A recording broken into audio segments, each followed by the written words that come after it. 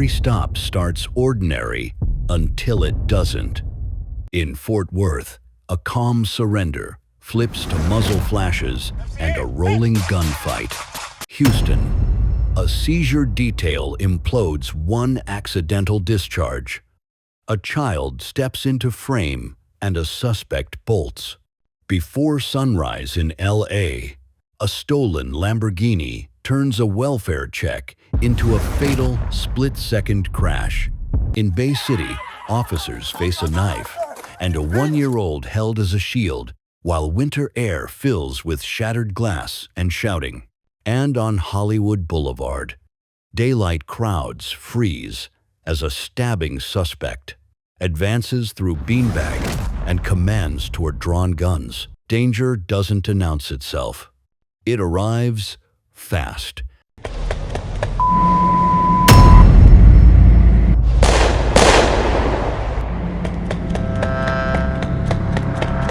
Houston, Texas, the 22nd of May, 2024. The morning begins with a planned vehicle seizure operation carried out by the Houston Police Department's Traffic Enforcement Division, assigned to the Highway Interdiction Unit. Weeks earlier, officers had identified a vehicle involved in a high-speed pursuit that had to be terminated for public safety. Since then, investigators obtained a court-authorized seizure warrant for that same vehicle. On this Wednesday morning, they located parked at an apartment complex at 9475 West Sam Houston Parkway South off Beltway 8. Dashcam and Bodycam footage show officers quietly coordinating in the lot, positioning themselves around a silver sedan. Sergeant M. Ham and Officer M. Gonzalez lead the contact. As the car starts to back up, officers move in and signal the driver to stop. Commands are calm, controlled. "Sir, this vehicle is being seized. Step out, please." The driver complies initially. He opens the door, exits, and removes a 5-year-old girl later confirmed to be his daughter from the passenger seat. He sets her down nearby, away from the vehicle.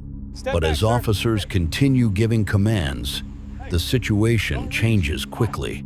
The suspect, later identified as 30-year-old Robert Johnson, leans back into the car, reaching toward the center console area. Officers repeatedly order him to stop.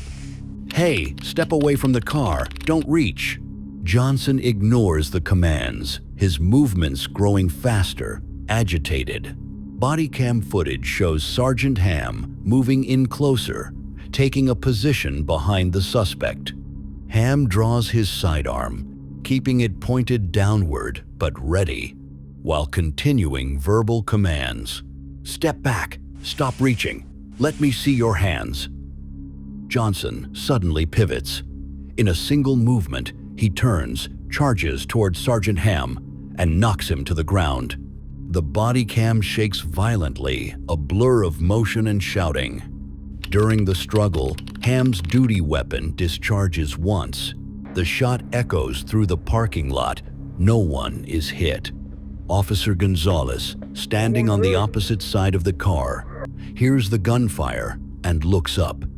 From her angle, she sees Sergeant Ham fall.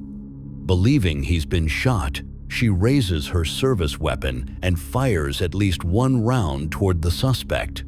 The suspect jerks back, stumbles, then sprints away on foot between parked vehicles. The chaos unfolds in seconds, commands shouted, footsteps echoing, radios blaring, shots fired, suspect fleeing on foot. As the echoes of gunfire fade, Officer Gonzalez rushes to Sergeant Ham's side. "You okay? You hit?"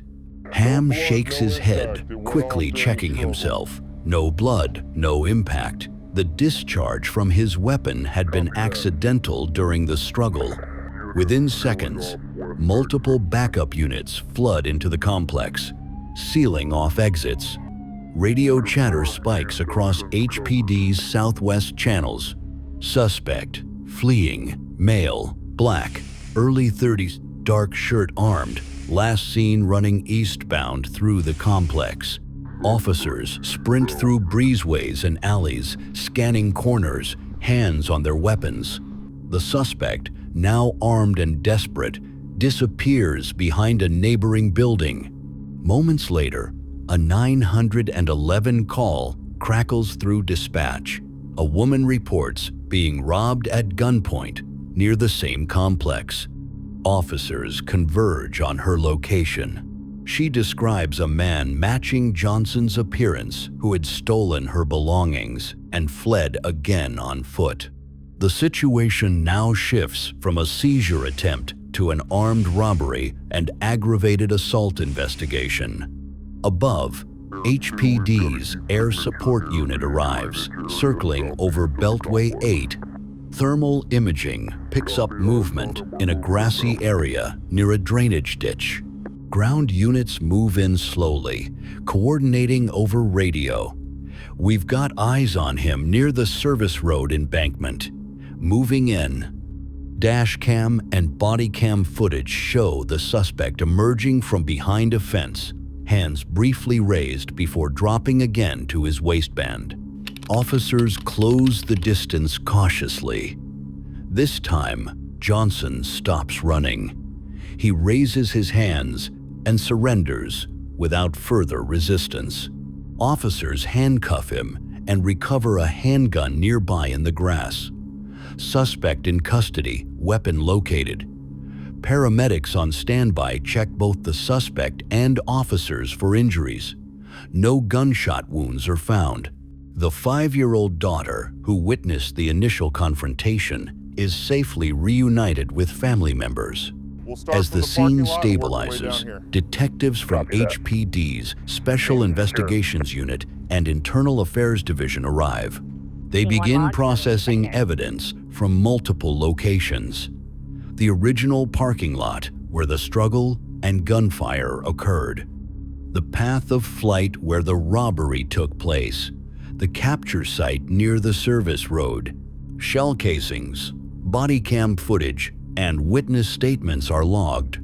Investigators confirm that Sergeant Ham's accidental discharge occurred during the physical struggle and that Officer Gonzalez's return fire came seconds later, under the belief that Ham had been shot.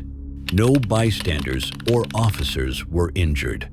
The recovered firearm, later confirmed to belong to Johnson, is tagged as evidence alongside narcotics and cash seized from his pockets.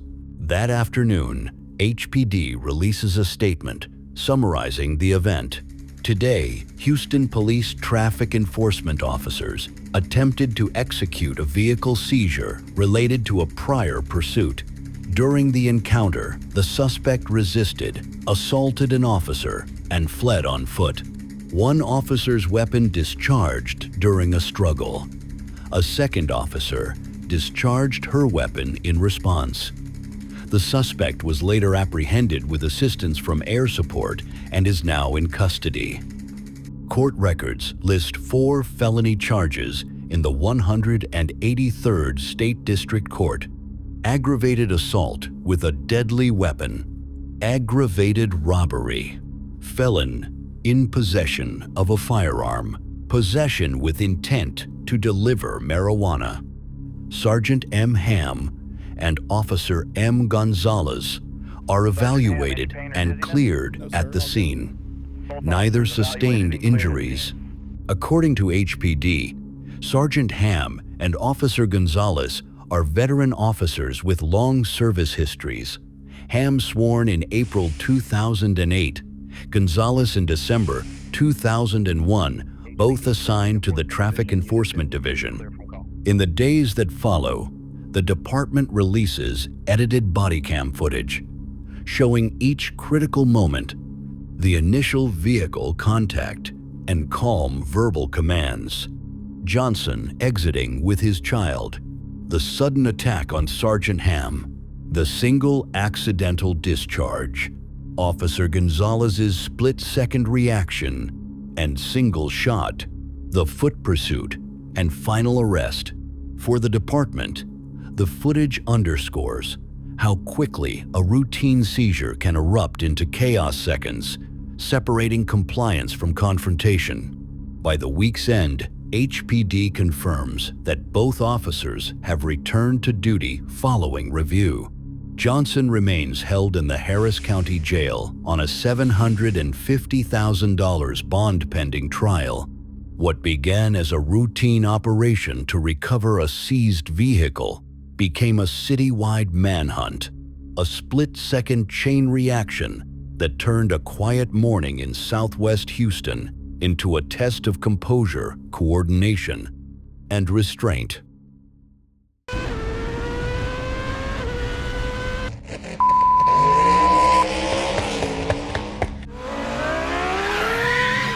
Los Angeles, California, the 6th of April 2024.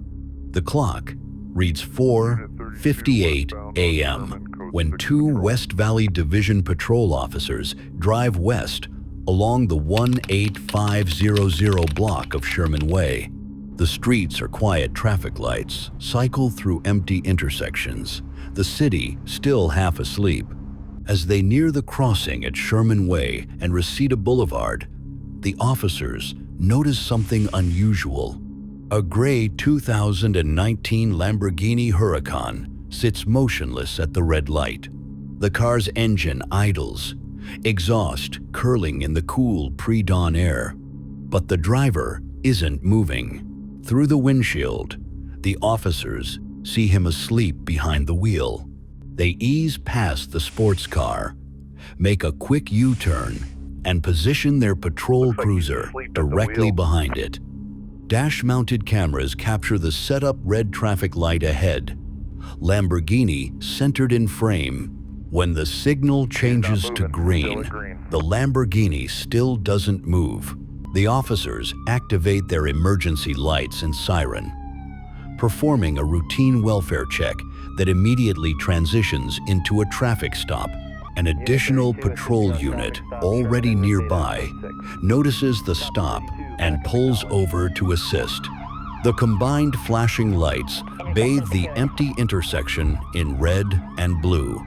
The lead officer approaches cautiously from the driver's side, flashlight raised. Inside, the driver stirs awake, identified moments later as 1-year-old Elliot Dugan. Initial contact is calm. The officer asks a few questions: name, license, registration. Dugan responds sluggishly, seemingly disoriented. While the second officer maintains visual cover, the first returns to the cruiser to run the records. The radio hums quietly as the dispatcher confirms results. Multiple felony warrants attached to Dugan's name, and the Lamborghini Huracan reported stolen. The atmosphere shifts. The stop is no longer routine. The officers coordinate briefly, then walk back toward the sports car. Body-worn cameras capture the tense exchange. The officer leans toward the open window, voice steady but firm. "Elliot, step out of the vehicle. Hands where I can see them." Dugan grips the steering wheel, but doesn't move. Several repeated commands follow, each more urgent, each ignored. The other patrol unit repositions slightly behind the Huracan, spotlight fixed on the rear glass. For nearly a minute, the standoff continues in silence, except for the distant traffic noise. Then, without warning, Dugan slams the accelerator. The Lamborghini's tires squeal, smoke curls from the rear as the car rockets forward. Both officers sprint back to their cruiser, shouting over radio. Vehicle fleeing westbound on Sherman Way, gray Lambo, stolen, felony warrants. Siren on, dashcam recording. The pursuit begins. The distance between the two vehicles widens instantly, the Huracan's speed far beyond safe limits for city streets. Streetlights blur as the officers follow, maintaining sight but keeping distance to minimize risk. Seconds later, just moments into the chase, the inevitable happens. At excessive speed, Dugan loses control approaching the next intersection. Dashcam footage shows the Lamborghini veering left across the center median, the rear fishtailing. The car collides violently with the concrete divider, then slams into several trees along the median strip. The impact rips through the frame of the vehicle. The Lamborghini splits into two major sections, scattering debris across both lanes of Sherman Way. The engine block and front assembly skid ahead. The rear chassis spins, erupting sparks.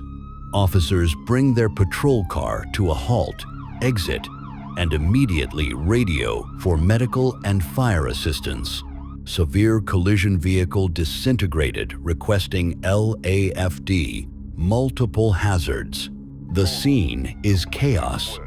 Twisted metal, torn body panels, shattered glass glinting under the flashing lights.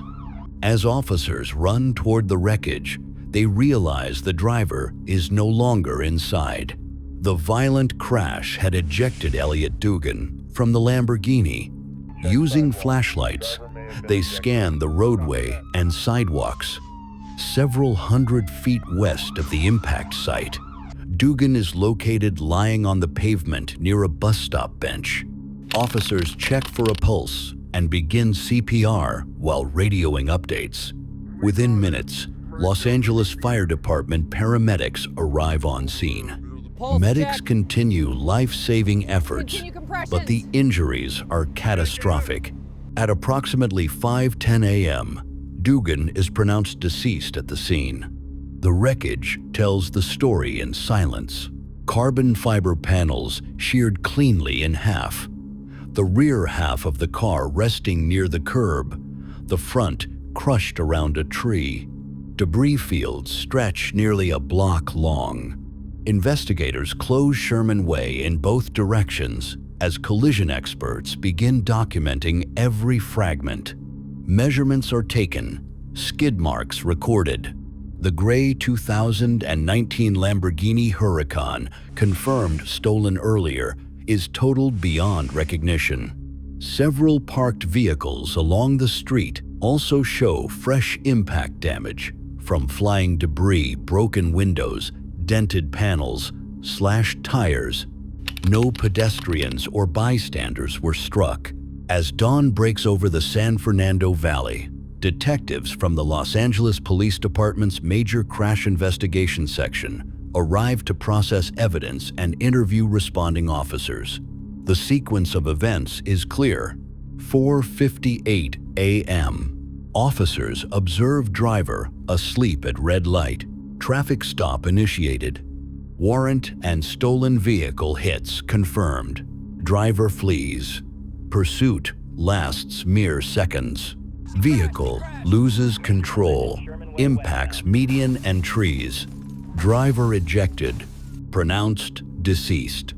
By sunrise, cranes lift the two halves of the Lamborghini onto flatbed trucks. Reporters begin to gather behind police tape. Cameras focused on the twisted remains of a car built for speed, one that never slowed down. For investigators, it's another reminder of how quickly a routine traffic stop can turn fatal. A brief encounter at a red light, a few ignored commands, and within moments, a life ended, a vehicle destroyed, and a city street littered with fragments of metal and silence.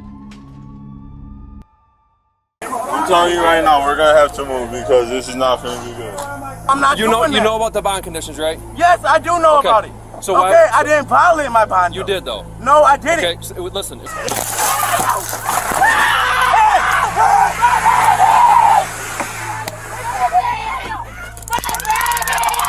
Bay City, Michigan, the 11th of December 2024. A sharp winter wind cuts across the east side just after midnight. Streetlights throw pale halos over frozen lawns and parked cars.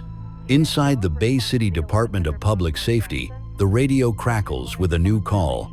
Respond to 1100 block, North Jackson. Subject wanted for bond violation. History of resisting.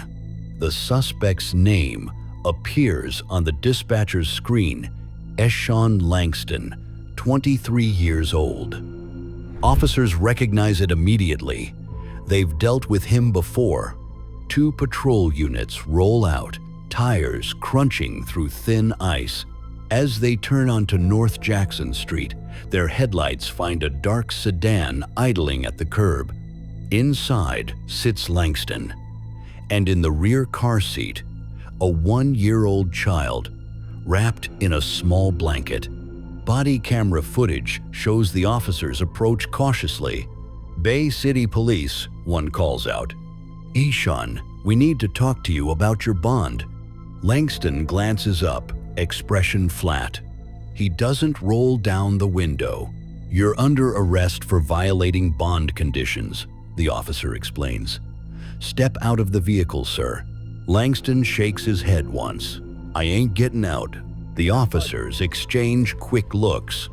The lead officer tries again, keeping his tone measured. "Let's do this the easy way. You've got your kid in the car. We don't want him scared." But Langston just stares forward, jaw tight. A minute passes. Then 2. Steam fogs the windows. The child fusses quietly behind him. The tension in the cold night thickens. Every officer knows what comes next will require precision and restraint. Suddenly, the engine revs. Headlights flare against the officer's vests. He's taking off. Langston throws the car into reverse, tires screeching across the frozen pavement. The vehicle slams into a patrol cruiser, the impact echoing through the street. Block him in. A second unit swerves forward, pinning Langston between 2 squad cars. The baby begins to cry.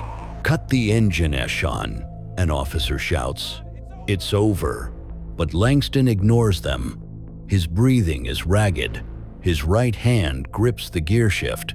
The left reaches toward the back seat. He scoops the crying toddler into his arms. "Don't do that," the officers yell. "Put the baby down." Langston presses the child close to his chest, voice cracking. "You ain't taking me." "You're not." One officer smashes the passenger side glass with his baton. Another unlocks the rear door and tries to grab the child.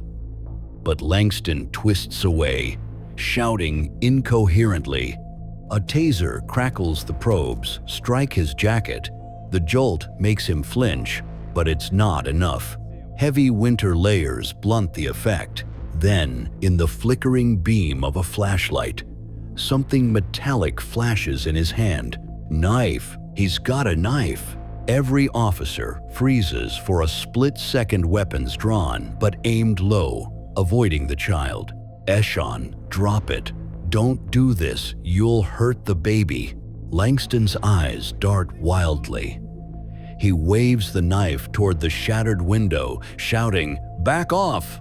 For a heartbeat, everything hangs in stillness. The screaming child, the shouting officers, the cold white vapor of breath between them. Then, 2 officers move simultaneously, one lunging for Langston's arm, the other reaching for the child. A violent struggle erupts. The knife slashes. One officer feels a sharp burn across his forearm, another a slice along his shoulder. The baby slips free and is yanked safely through the back door. Langston is tackled halfway out of the driver's seat. The blade hits the ground, skittering under the car. A chorus of commands overlaps. Knife down, knife secure, suspect in custody. The baby's cry fades into the sound of radios calling for medics. The streetlights pulse red and blue as officers work quickly to stabilize the scene. Langston is handcuffed face down on the icy pavement, his breath coming in angry bursts. 2 officers kneel beside him, while another kicks the knife safely out of reach. Their gloves are slick with blood from shallow cuts. "You just stabbed us, man," one officer says quietly. "You could have killed your kid." Langston groans, voice hoarse. "I wasn't gonna hurt her, I swear."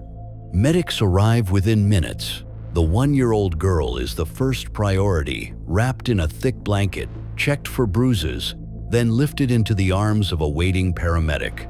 "She's okay," the medic confirms. Cold, but fine. Relief ripples through the officers. One leans against his cruiser, exhaling hard. The injured officers are treated on-scene quick bandages, a promise of stitches later. Both will make full recoveries. Langston, still defiant, sits against the curb as they clean the cuts on his wrists from the cuffs. He mutters complaints under his breath. "You tased me for no reason." The lead officer responds evenly. "You tried to run. You had a knife, and you had a child in your arms. We gave you every warning we could." As the paramedics clear out, detectives arrive to process the vehicle. The knife, a folding utility blade, is photographed and bagged. Dashcam footage confirms the sequence: refusal, attempted flight, collision, taser, knife, takedown. At headquarters, the child's mother rushes in. Tears streak her face as she hugs the baby, whispering thanks to the officers who brought her home unharmed. One officer, arm bandaged, nods softly.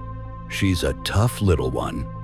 By sunrise, the Bay City Police Press Office releases the first statement. At approximately 12:30 a.m., officers attempted to arrest a male suspect wanted for violating bond conditions. The suspect resisted, attempted to flee, and brandished a knife while holding a child. 2 officers sustained non-life-threatening injuries. The child was unharmed. Inside the station, investigators finalize their reports. Eshawn Langston faces a long list of charges: 2 counts of assault with a dangerous weapon, resisting and obstructing arrest, child endangerment, bond violation. He is booked into the Bay County Jail. At a morning press conference, Police Chief Robert Fife addresses the community. "This could have ended far worse. Our officers' priority was the safety of a 1-year-old child, and their discipline prevented tragedy. We're grateful both injured officers are recovering." Local news footage shows the battered patrol cars, shattered glass on the pavement, and a child's pink blanket folded neatly on the hood of an ambulance. Public response is swift. Messages of support flood the department's Facebook page. "Thank you for saving that baby." Prayers for the injured officers. In the following days, internal review clears all involved officers, finding their actions consistent with policy. Supervisors note how carefully lethal force was avoided despite the threat of a blade. For the men who lived it, the relief is mixed with exhaustion. One of the injured officers tells a reporter quietly, "We train for the worst, but when there's a kid in the middle, it hits different. You just think, don't let the baby get hurt." Weeks later, court records show Langston still awaiting trial. His child lives safely with her mother, the trauma slowly fading into memory. Back on North Jackson Street, the cracked glass has been swept away. Only faint tire marks remain where the cars collided. To passers-by, it's just another Michigan winter morning, but to the officers who stood there, it's the place where training met instinct and restraint saved a life. As one detective later writes in the final incident summary, 2 officers injured, 1 child saved. All went home alive.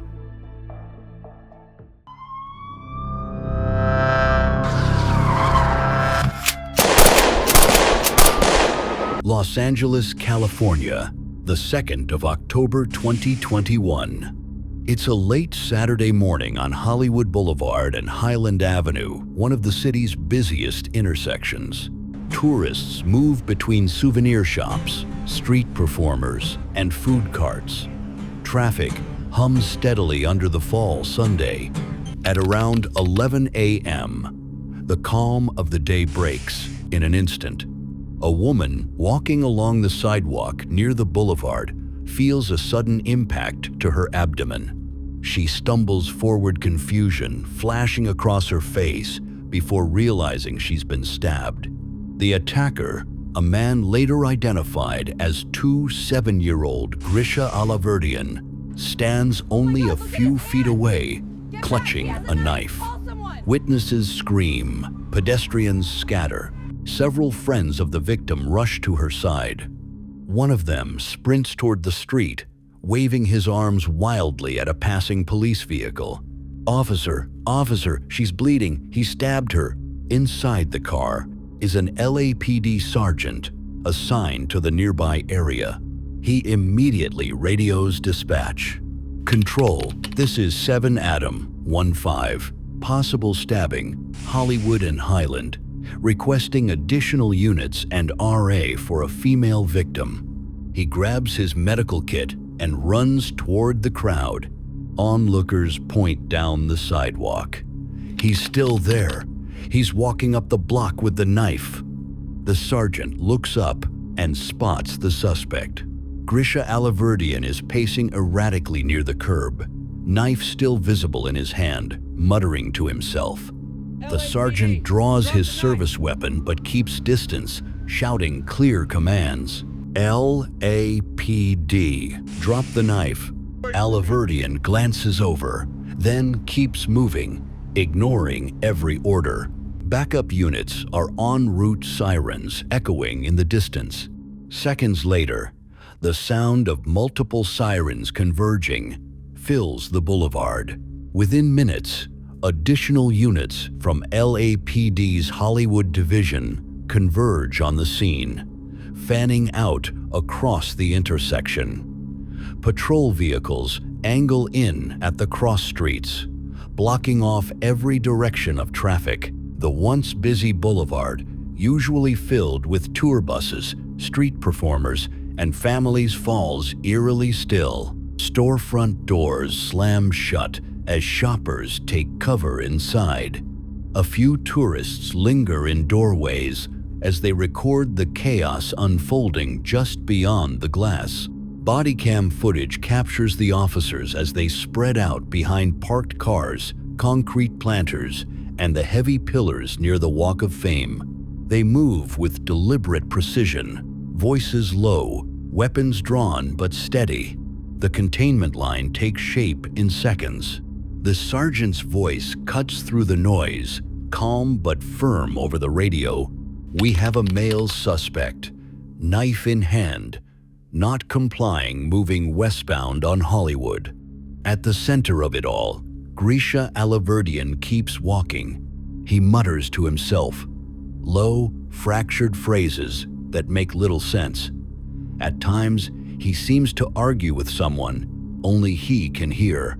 He takes 2 steps forward, then back again, as if trapped in his own indecision. An officer with a beanbag shotgun kneels behind the hood of a cruiser, readying a less lethal option. Another officer positions himself slightly ahead, handgun drawn and aimed low there to protect both his team and the bystanders watching from just feet away. "Grisha, drop the knife. We can help you, but you've gotta drop it." No reply. Alaverdian glances toward the voice, his breathing quickening. For a moment, he raises his left hand, palm open, signaling something, maybe surrender, maybe confusion. Then he lowers it, mumbling again, and tilts the knife toward the pavement, blade down. The standoff stretches into silence. The only sounds are car engines idling and the faint clicking of recording phones. The air feels thick, suspended, as though the entire street is holding its breath. The sergeant signals quietly to his team. Hold less lethal, ready, do not fire unless he advances. Officers exchange short glances, a silent understanding built from years of training. Each one knows how quickly a scene like this can turn fatal. For nearly a minute, the commands continue. Their tone remains steady, calm, rehearsed. Grisha, don't move closer. We can talk. Just put it down. But Alaverdian keeps inching forward, his steps uneven but deliberate. The distance between him and the front line shrinks 10 yards, then 8, then 6. The sergeant issues the final warning. If he advances, beanbag ready. A heartbeat later, Alaverdian shifts his weight onto his front foot. Then he steps forward. He's advancing, beanbag ready. The officer fires. The thump of the beanbag shotgun echoes down the boulevard. The round strikes center mass, forcing Alaverdian to recoil, but the knife stays in his hand. 2 officers discharge their handguns in controlled bursts, 3 rounds, then 2. The sharp cracks cut through the street, echoing off storefronts and theater signs. Alaverdian stumbles backward, collapsing onto the hot pavement. The knife skids from his grip, spinning once before stopping near the curb. Officers rush forward instantly, instincts taking over. One kicks the weapon out of reach. Another kneels beside him, securing his hands with handcuffs as others shout for medical aid. Rescue ambulance, code 3, suspect down, knife recovered. A few officers break from the group, sprinting toward the woman who still lies motionless on the sidewalk. Several yards away, her friends wave frantically, calling for help. Within moments, both Alaverdian and the stabbing victim are receiving emergency care. The wail of sirens grows louder as paramedics from the Los Angeles Fire Department arrive in just under 3 minutes. Red and white lights flash against the palm trees and glass storefronts. The wounded woman is treated first. Paramedics kneel beside her, applying pressure to her abdomen, while another secures an oxygen mask over her face. Her breathing is shallow but steady. A friend crouches nearby, gripping her hand tightly. "Stay with us, ma'am. You're going to be okay," one officer reassures gently. A few yards away, Alaverdian lies semi-conscious, eyes half open, mumbling softly. Medics check his pulse and locate a single gunshot wound to the upper torso, alongside the heavy bruise from the beanbag impact. They work quickly, cutting through his shirt, applying gauze and compression, monitoring vitals.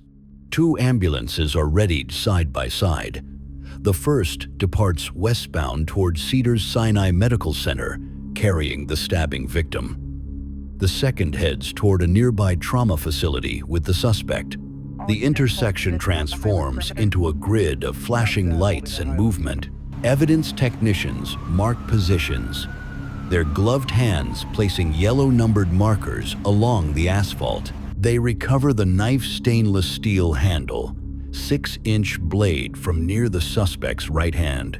Beanbag rounds are collected and photographed in place. Investigators map each position meticulously, the shooter's locations, the suspect's path of movement, the direction of the rounds. Every detail is captured on camera.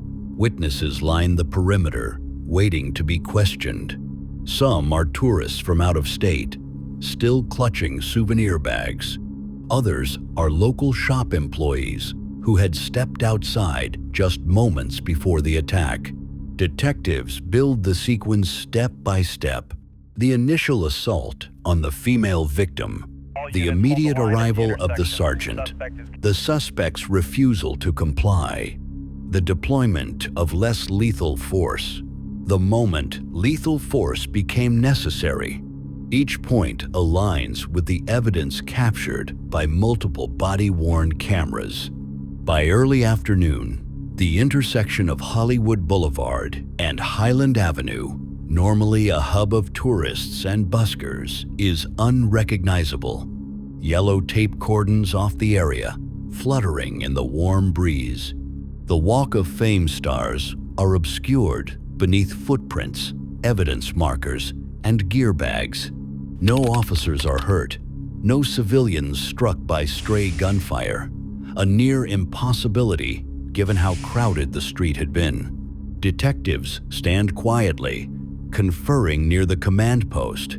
What began as a stabbing call has become a full-scale investigation spanning assault, attempted murder, and officer-involved use of force.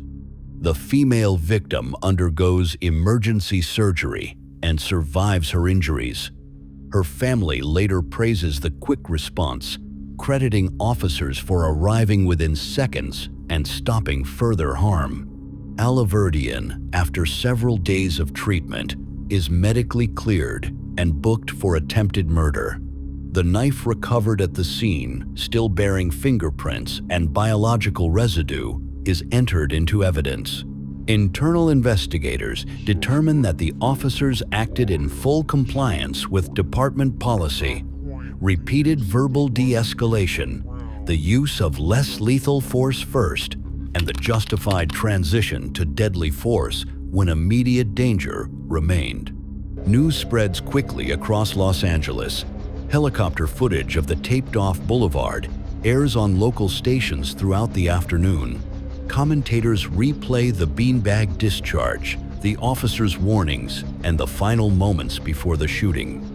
In community forums and press briefings, officials emphasize a single point: how restraint and teamwork prevented a larger tragedy. Later interviews capture the humanity behind the uniforms. One of the responding officers reflects quietly during a debrief. He'd already stabbed someone. "We gave every command we could. The beanbag didn't stop him, and he kept closing in. At that point, it was seconds, that's when we fired. It was the only way to protect everyone." By nightfall, the boulevard reopens. Crews remove the tape and evidence markers. The sidewalk is washed down, leaving faint chalk outlines where the knife and casings once lay. Tourists begin trickling back, unaware of the chaos that had unfolded just hours earlier. Neon lights blink back to life. Music resumes from the nearby theater, and life continues as if the violence had never happened. For LAPD, the case becomes more than an investigation, it becomes a training benchmark. In classrooms and tactical sessions across the department, the footage is analyzed frame by frame. How officers coordinated without crossfire, how verbal control and patience delayed the use of deadly force, and how teamwork ensured no civilian was harmed. Supervisors later commend the unit for their composure under stress. A city report quietly notes the same conclusion. Officers acted to stop an imminent threat to human life. Their response reflected policy, discipline, and professionalism. By morning, the incident fades, from headlines replaced by new stories, new crises, but for those on scene, the memory lingers. The final image on the recovered body cam footage lingers in silence. The knife, lying motionless on the sunlit sidewalk. Around it, officers move carefully, marking evidence, kneeling to collect fragments of a moment that nearly became another tragedy. It serves as a stark reminder how quickly calm can break, how fast an ordinary call can descend into chaos, and how a handful of decisions made in seconds can define an entire day.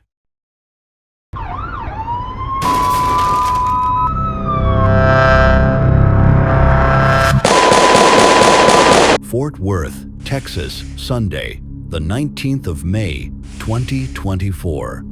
The evening sky burns orange as the sun lowers over East Division. It's 8:19 p.m. when a Fort Worth police officer spots a vehicle matching the description of one connected to a shooting that took place the night before near the 4800 block of Miller Avenue. Dashcam and bodycam footage begin recording as the officer quietly trails the suspect's car through traffic. The cruiser moves at a steady pace, keeping distance. Over the radio, the officer reports, "Possible suspect vehicle in sight, waiting for confirmation." Moments later, the vehicle ahead slows and pulls to the right shoulder before the officer activates his lights. At first, the stop seems peaceful. A man steps out from the driver's seat, his hands raised. The witness later tells investigators the suspect appeared calm, as if surrendering. The officer exits his patrol unit carefully, hand hovering near his holster. Commands are clear and firm. "Let me see your hands. Stay where you are." But within seconds, everything changes. The man's right hand drops. He reaches into his waistband, pulling a handgun. Without warning, he opens fire. Gunshots crack through the night. The muzzle flashes like the street. The officer takes cover behind his door, returning fire immediately. The rounds tear through glass and metal. Body cam footage shakes as the officer crouches low, bullets striking his patrol car. The suspect dives back into his vehicle mid-shootout, slamming the door and flooring the accelerator. Tires squeal. The chase begins. The officer, believing he's been hit, radios frantically. "Shots fired! Shots fired! Officer hit!" His breathing is heavy, voice urgent. He follows, even as shards of glass scatter across his vest and dashboard. The cruiser surges forward, sirens screaming as the suspect speeds into the darkening streets. The pursuit barrels through the residential blocks of East Fort Worth. The suspect, later identified as 3-year-old Devarea Thompson, drives recklessly, weaving across lanes, headlights flashing erratically. The officer stays close behind, his own windshield fractured, his hands trembling but steady on the wheel. Over radio, dispatchers coordinate the response. All units officer, involved shooting, suspect vehicle, fleeing Miller Avenue, shots fired. Nearby units activate sirens and join the pursuit. The suspect swerves onto a side street, running a red light, narrowly missing oncoming cars. The dashcam captures sparks as debris scrapes beneath his tires. Inside the pursuing patrol car, the officer winces. Glass fragments embedded in his arm and face glint in the light from the dashboard. He believes he's been shot, but adrenaline keeps him moving. Still in pursuit, he breathes into the mic. The chase continues for about a mile. The suspect's vehicle fishtails, its rear end sliding. The officer's cruiser, already damaged from gunfire, begins to lose power. Warning lights blink across the dashboard. The engine's been hit. Within seconds, the car sputters, slowing to a stop at the edge of a four-way intersection. "Vehicle disabled," the officer calls out. Suspect continuing westbound. Other Fort Worth patrol units roar past, taking over the chase. The first officer remains in his car, chest rising and falling, checking his vest for wounds. He finds none, only the sting of cuts and bruises from shattered glass. His uniform is peppered with debris.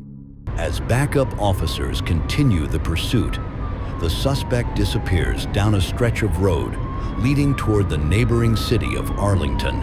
Within minutes, the air fills with sirens from multiple agencies: Arlington Police, Tarrant County deputies, and Fort Worth officers closing the perimeter. The manhunt is now fully underway. As the chase spreads across jurisdictions, investigators piece together the identity of the gunman. fingerprints, the vehicle registration, and the prior shooting on Miller Avenue all lead to one name: Devoria Thompson, 33 years old, a known suspect from the previous night's investigation. By 10 p.m., the search concentrates around residential neighborhoods in Arlington. Officers surround a quiet street lined with parked cars and dim porch lights. The suspect's vehicle is located parked outside a home. Units approach cautiously, floodlights illuminating the driveway. Commands echo through loudspeakers. Thompson, step out of the vehicle with your hands up. There is no response at first. Then, slowly, a man emerges. He raises his hands, unarmed, surrendering without resistance. Officers move in, handcuffing him against the hood of a patrol car. The arrest occurs peacefully, less than 2 hours after the shootout began. Back in Fort Worth, crime scene investigators comb through the earlier confrontation. Bullet holes line the officer's cruiser. The windshield bears multiple impacts.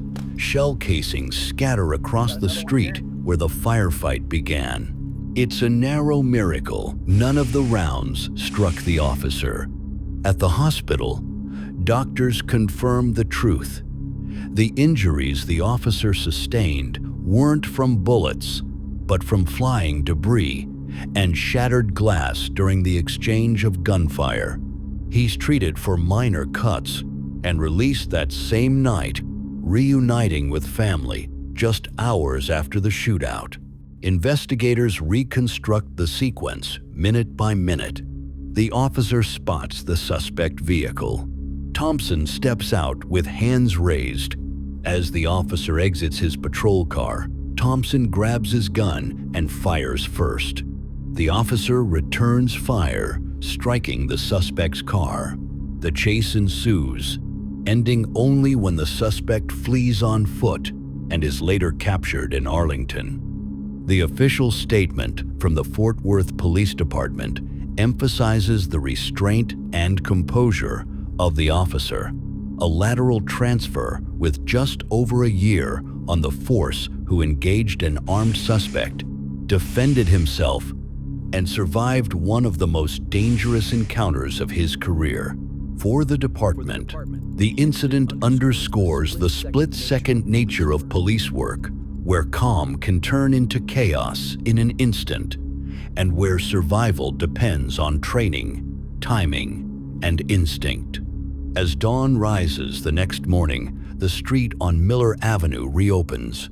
The glass is swept away, the bullet fragments collected, and the incident recorded another case added to the growing archive of Bodycam footage that captures the harsh realities of law enforcement in America. Let me see your hands. Jake, Durst! Durst! Sheriff's office, get on the ground! Get on the ground!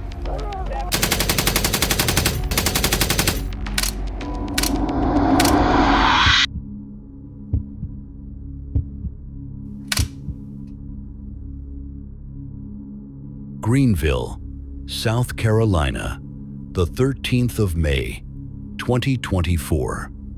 Morning light spills across Wade-Hampton Boulevard, a busy stretch of motels, shops, and parking lots east of downtown.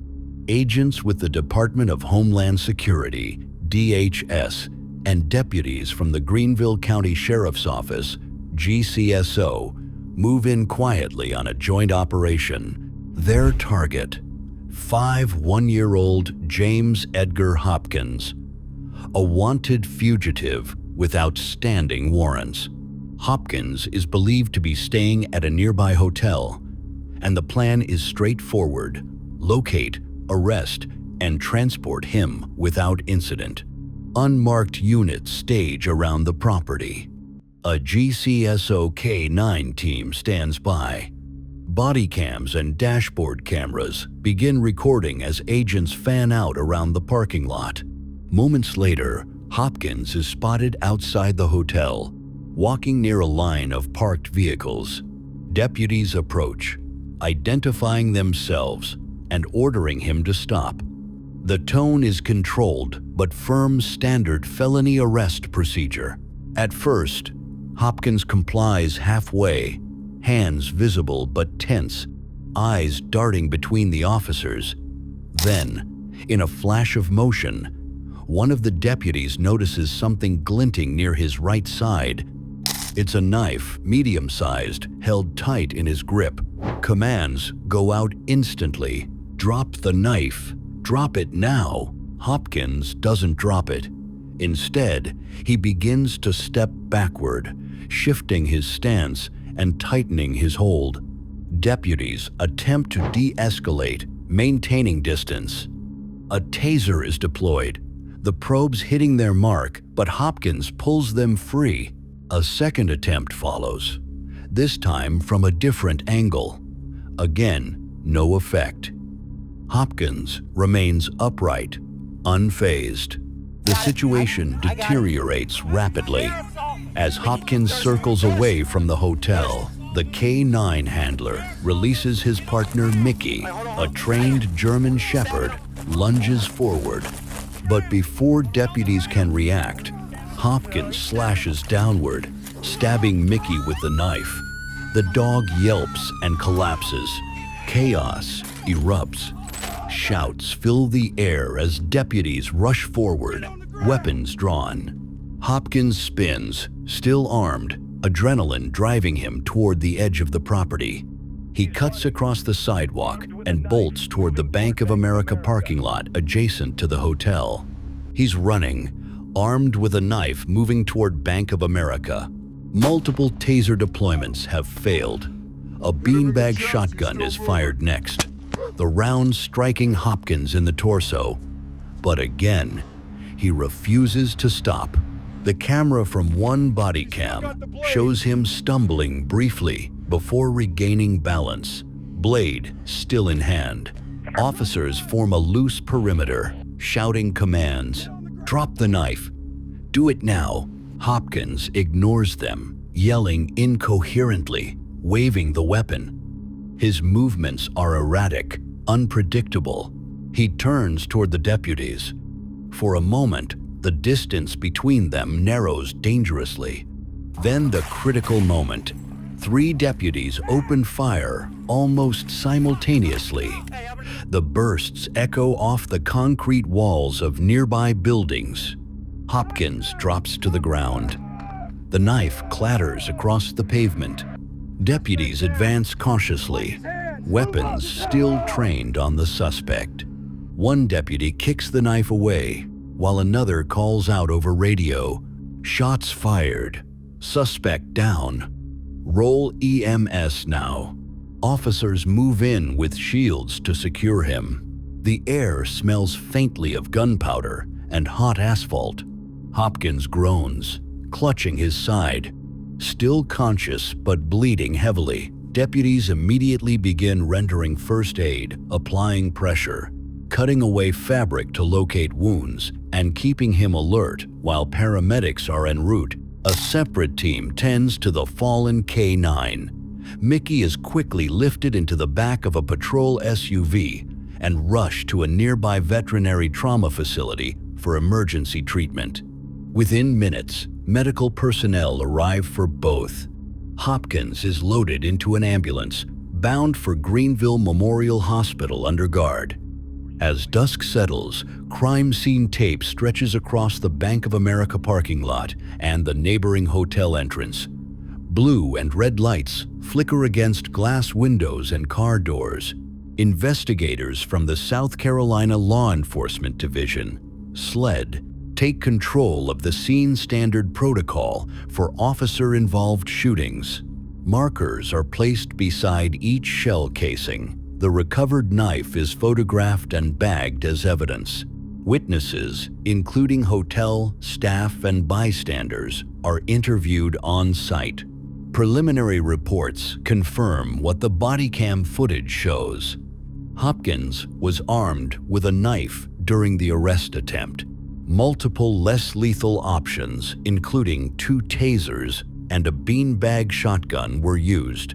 Hopkins stabbed the GCSO K9 Mickey before fleeing. After reaching the adjacent lot, he advanced on deputies while still armed, prompting them to fire. At Greenville Memorial Hospital, doctors stabilize Hopkins. He's placed under observation for gunshot wounds, later reported to be non-fatal. In the following days, SLED confirms there were no injuries to any deputies during the incident. Attention turns to Mickey, the K-9 stabbed during the confrontation. For days, his condition remains uncertain until Friday, when the Greenville County Sheriff's Office releases a statement.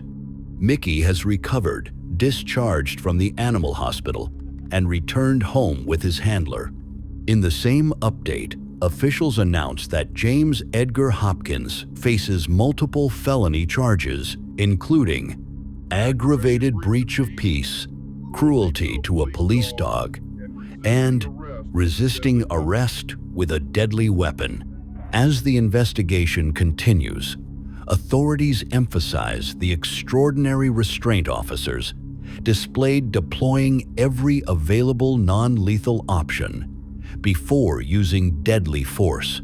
By week's end, the Bank of America lot is quiet again, its asphalt marked only by faint outlines from evidence paint. The incident, captured from multiple angles, becomes another reminder of how swiftly a high-risk warrant arrest can collapse into chaos and how even a single knife can alter the course of a day for deputies, a K-9, and a suspect in seconds.